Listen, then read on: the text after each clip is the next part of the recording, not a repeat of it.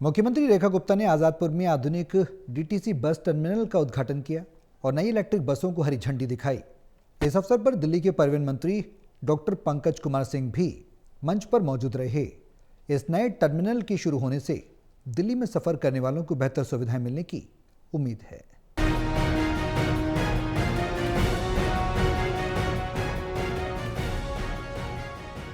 दिल्ली की मुख्यमंत्री रेखा गुप्ता ने आजादपुर में आधुनिक डीटीसी बस टर्मिनल का उद्घाटन किया और नई इलेक्ट्रॉनिक बसों को हरी झंडी दिखाई।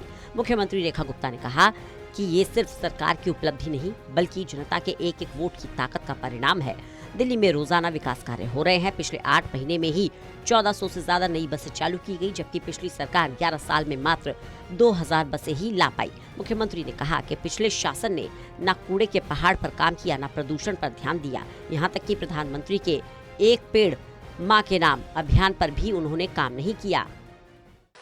अपने इस 8 महीने के कार्यकाल में दिल्ली सरकार ने लगभग 1400 बसें दिल्ली की सड़कों पर इलेक्ट्रिक व्हीकल शुरू किए हैं, जबकि पिछली सरकार 11 साल में मात्र 2000 बसों को लेके आ पाई।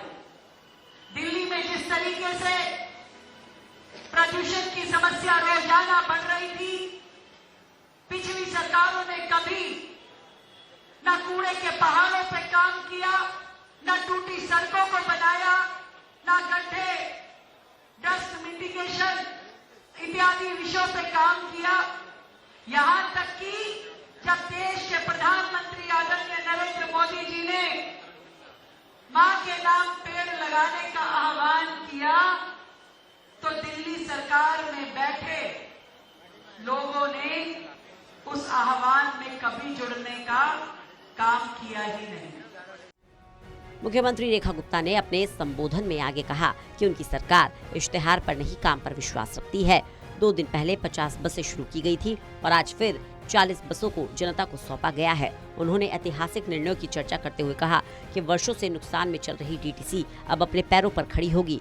पिछले शासन पर हमला करते हुए उन्होंने खुलासा किया कि डीटीसी का 50% शेयर मात्र 10 करोड़ में एक विदेशी कंपनी को बेच दिया गया।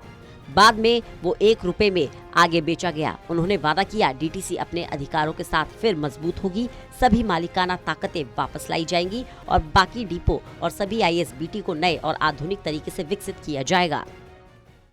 लगातार दिल्ली सरकार दिल्ली को ईवी बसेस की फ्लीट सौंप रही है। आज भी हमने 40 बसेस ईवी दिल्ली को सौंपी हैं। 2 दिन पहले हमने 50 बसें दी थी, तो लगभग अब 1400 बसेस इस सरकार के कार्यकाल में 8 महीने के दौरान हमने दिल्ली को दी हैं इलेक्ट्रिक बसेस। और हमारा उद्देश्य है कि अगले साल के अंत तक पूरी तरीके से दिल्ली सरकार का परिवहन, जो सरकारी परिवहन है, वो पूरा का पूरा इलेक्ट्रिक फ्लीट पे आ जाए। हमारे डिपोज चार्जिंग फैसिलिटीज के साथ में तैयार हो जाएं। आज का भी ये बस टर्मिनल जो शुरू हुआ है आजादपुर का, बहुत बेहतरीन सुविधाओं के साथ, आज की लेटेस्ट टेक्नोलॉजी के साथ में यहाँ पे बनाया गया है और जिसमें जनता को बहुत ही सुकून का अनुभव होगा। बहरहाल आजादपुर में नए डीटीसी टर्मिनल का उद्घाटन और 40 नई इलेक्ट्रिक बसों का परिचालन दिल्ली के सार्वजनिक परिवहन को नई रफ्तार देने वाला कदम माना जा रहा है। मुख्यमंत्री रेखा गुप्ता और परिवहन मंत्री डॉक्टर पंकज सिंह के संबोधन में आने वाले समय में कई नई सुविधाओं की उम्मीद जताई गई है। साफ है कि आने वाले दिनों में दिल्ली के बस यात्रियों को बेहतर, तेज और स्वच्छ यात्रा का अनुभव मिलने वाला है। सहयोगी मुकेश के साथ दिल्ली से विशाल सिंह की रिपोर्ट।